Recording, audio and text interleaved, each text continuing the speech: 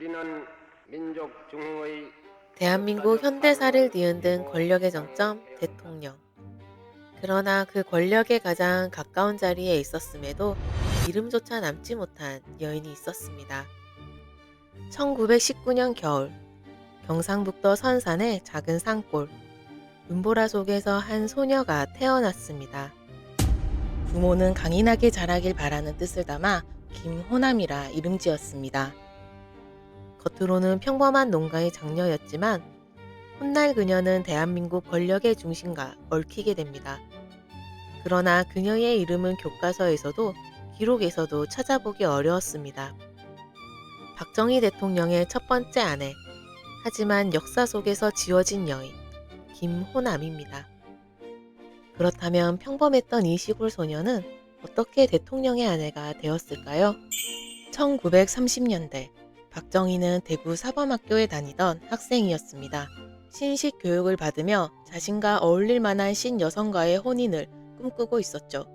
하지만 집안의 상황은 달랐습니다. 병약한 어머니는 막내의 혼례를 꼭 보고 싶다는 말을 남겼습니다.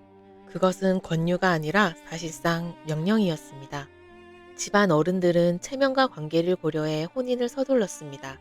신부로 정해진 이는 16세의 김호남, 시골 간이학교를 졸업한 평범한 소녀였습니다. 박정희는 혼인을 거부했습니다. 고향을 내려가지 않겠다고 버티며 도망까지 생각했다고 합니다. 결국 셋째형 박상희가 직접 데려왔다는 이야기도 전해집니다. 1936년 4월 22일, 20살의 박정희와 16살의 김호남은 혼례를 올렸습니다. 그러나 기쁨도 설렘도 없었습니다. 신랑은 첫날 밤도 없이 학교로 돌아가 버렸습니다. 이 결혼은 두 사람의 선택이 아니었습니다.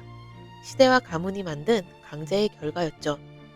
축복의 시작이어야 했지만 이들의 동행은 그날부터 서로 다른 길을 향하고 있었습니다.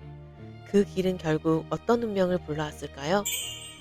결혼 뒤 김호남은 친정과 시댁을 오가며 살았습니다. 남편은 오지 않았습니다. 박정희는 문경 공립보통학교 교사로 근무하며 성실한 선생이라는 평을 들었습니다. 물에 빠진 아이를 구했다는 미담까지 전해졌습니다. 그러나 그는 자신의 결혼을 철저히 숨겼습니다. 1937년, 호남은 시댁 상몰이로 거처를 옮겼습니다. 어린 며느리는 성실하고 예의 바르다는 평가를 받았습니다. 같은 해 11월 24일, 딸 박재옥이 태어났습니다. 하지만 남편은 출산에도 무관심했습니다.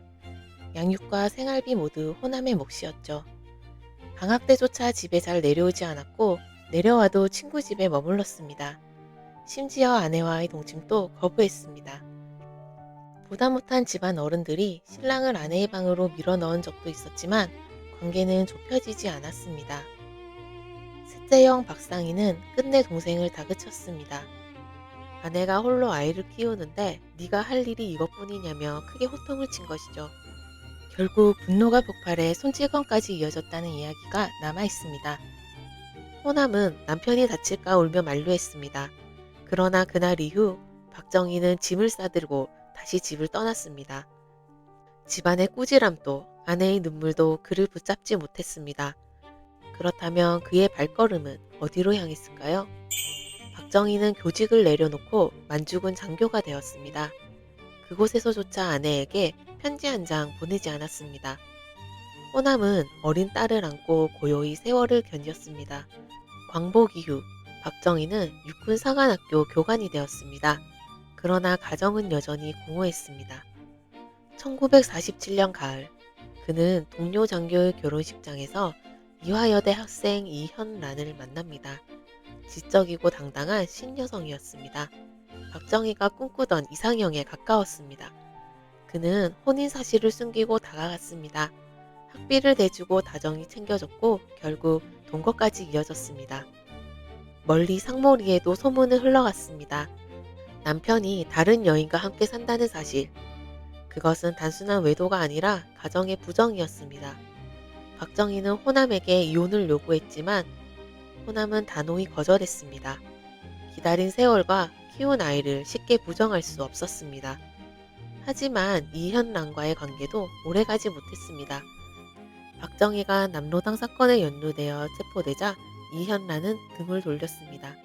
이미 아내와 딸이 있다는 사실까지 알게 되었기 때문입니다. 또 한 번의 인연이 끊어졌습니다. 그런데 이번에는 시대 전체가 흔들릴 전쟁이 찾아옵니다. 1950년 한국 전쟁이 터졌습니다. 박정희는 본부 재편 업무를 맡으며 대구와 부산을 오갔습니다. 그 무렵 부관 송재천 소위가 한 여성을 소개합니다. 그녀는 충청도 옥천 출신 유경수. 조용하고 단정한 성품을 지닌 여성이었습니다. 몇 차례 만난 끝에 박정희는 결심합니다. 이번엔 진짜 아내를 맡겠다. 그러나 그는 여전히 법적으로 유부남이었습니다. 전쟁 직전, 호남은 딸과 함께 자취를 감춘 상태였습니다. 박정희는 아내를 직접 찾는 대신 장인 김세호를 찾아갔습니다.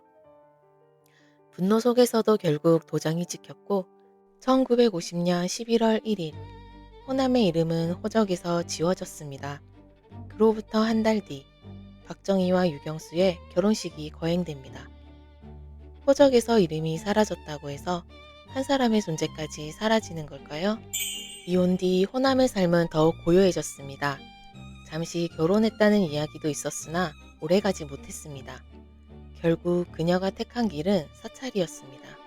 합천 연호사, 광주 무각사 등 절집을 옮겨다니며 공양주로 살림을 도왔습니다. 그녀가 택한 법명은 월상, 달의 자취라는 뜻이었습니다. 태양처럼 드러나지 않았지만 고요히 빛을 반사하며 누군가의 길을 비추는 달처럼 그녀의 삶은 소리 없이 남을 비추는 삶이었습니다. 호남은 자신이 누구인지 드러내지 않았습니다. 묻지 않으면 말하지 않았습니다. 침묵 속에서 전리를 계속 이어나갔습니다. 그녀를 은밀히 기억하는 이는 유경수였습니다. 조용히 사찰을 찾아 필요한 물품을 챙겨주고 인사도 질문도 없었습니다. 호남은 그 도움을 부담스러워했지만 유경수는 끝까지 그녀를 찾아냈습니다. 세상과 멀어지려 했지만 그녀에게 남아있던 마지막, 그것은 가족의 끈이었습니다. 1937년 구미에서 태어난 박재호. 어머니에겐 삶의 증표였으나 아버지에게는 외면당한 존재였습니다. 부모가 살아있음에도 친척집을 전전해야 했죠. 고교 시절 김종필 부부의 신혼집에 얹혀 지내며 동덕여고를 다녔습니다. 그러다 유경수가 직접 데리러 왔습니다. 재옥은 아버지와 살겠다며 따라 나섰죠. 그러나 청와대 안에서도 그림자 같은 존재였습니다. 손님이 오면 2층으로 올라갔고 사람들은 그녀를 유경수의 친척으로 알았습니다. 유경수는 그녀를 챙겼습니다. 대학 진학을 도왔고 결국 동덕여대에 입학했습니다. 1958년 아버지의 전속부관 한병기와 결혼을 합니다. 그러나 대통령의 장녀임에도 사회적 시선과 전통적 분위기는 그녀를 밀어냈습니다. 그녀는 평생을 말없이 살았고 2020년 82세의 나이로 세상을 떠났습니다.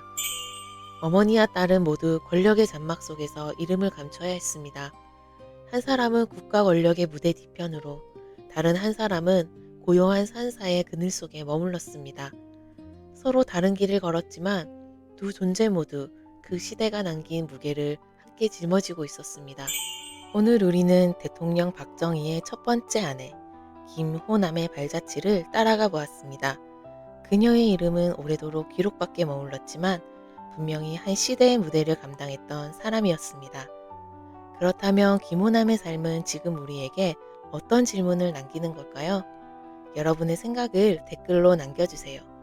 그리고 이야기가 흥미로우셨다면 구독과 좋아요 부탁드립니다. 앞으로도 진격의 한국사는 시대를 함께한 인물들의 이야기를 통해 과거와 오늘의 역사를 깊이 있게 전해드리겠습니다. 감사합니다.